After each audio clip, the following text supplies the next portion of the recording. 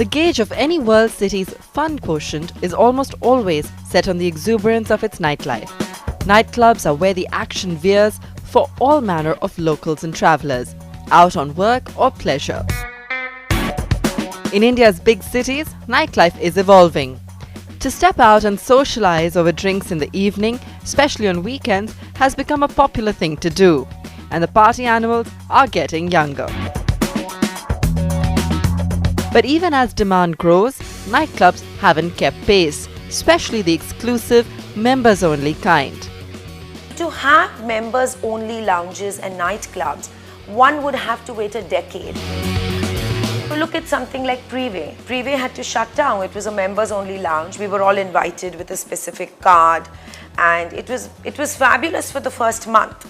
After that, they had to host private parties and take people who weren't members because they couldn't stay afloat. And what happened? It shut down.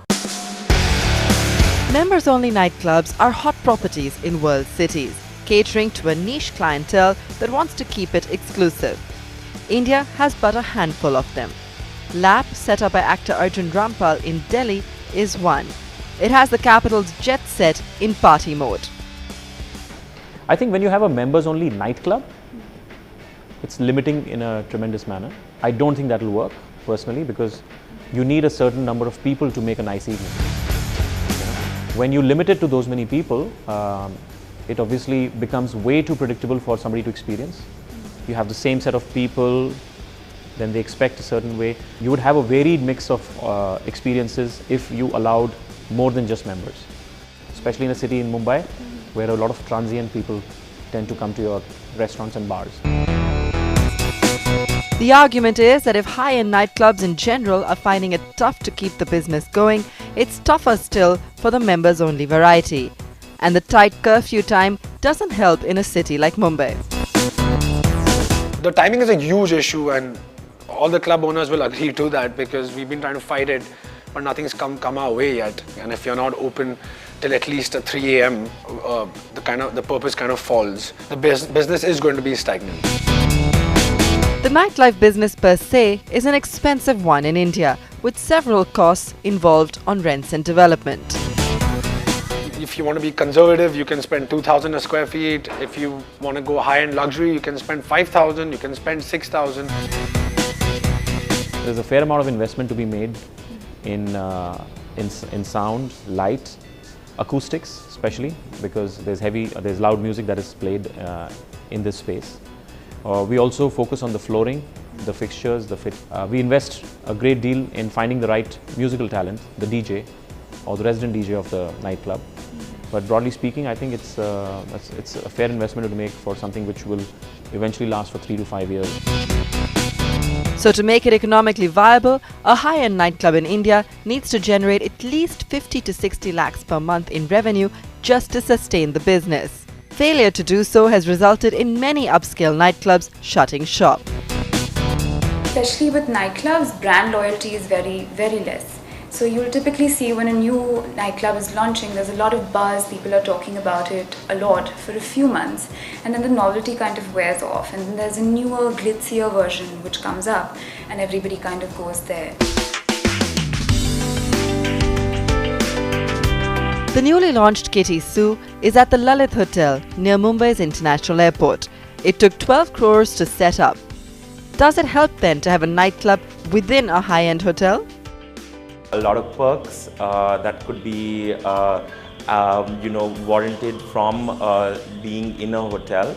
For example, staying in the hotel. For example, the valet service, the taxi services, the concierge service, and as well as medical aid very quickly. So I think there is a safety net that basically comes with a nightclub in a hotel. What makes Kitty Sue in Mumbai different from its Delhi counterpart is largely its decor and the specialties on the menu. Kitty Sue is also known for its champagne offerings.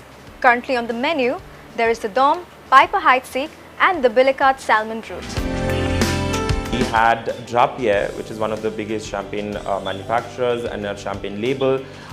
did a special collection of one of Kitty Su's favorite things, and they did a limited edition label for Kitty Su. At the end of the day, it is a nightclub, and beverage is what we're selling, and obviously we have to differentiate and have these limited edition bottles, and not just in champagne but even other beverages and cocktails, and keep our game up.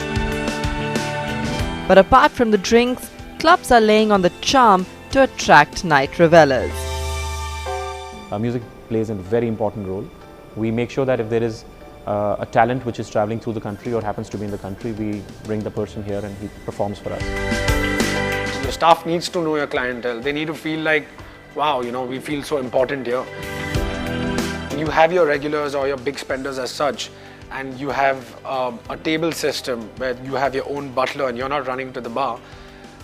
That kind of caters to the clientele, and that's what they're looking for by the end of it. For me, privacy is a big thing, and a relaxed atmosphere in terms of design, as well as in terms of the entire look and feel of the place, the fragrance of the place. Everything adds to the sense of refinement, to the sense of you know, class, and that's what tantamounts to repose. Also nestled within the Lalit's nightclub is the list. The hotel claims it does a thorough profiling of guests before giving them membership. It is like a club within a club. That is the sort of model that would be able to sustain itself, because you do, even if let's say the members only part does not take off, it's still another club. And with the exclusive membership comes a set of perks. Nightclubs also have these exclusive areas that make their guests feel special and privileged. For example, the members of the list have the freedom of space and ability to enter the club without queuing up. They also have access to a private bar, and there is also a pick and drop facility. Furthermore, the members of list have access to a special door that allows them to step in and step out of the club hassle-free at any time. But all in all, does it make for a great nightlife to take on some of the world's wildest? For a nightclub owner, our lives are 2 years, 3 years, and I don't see any huge growth until something's done about the timing. And if it is, then sky's the limit. Nightclubs are upping their game. They are realizing that they need to reinvent themselves constantly.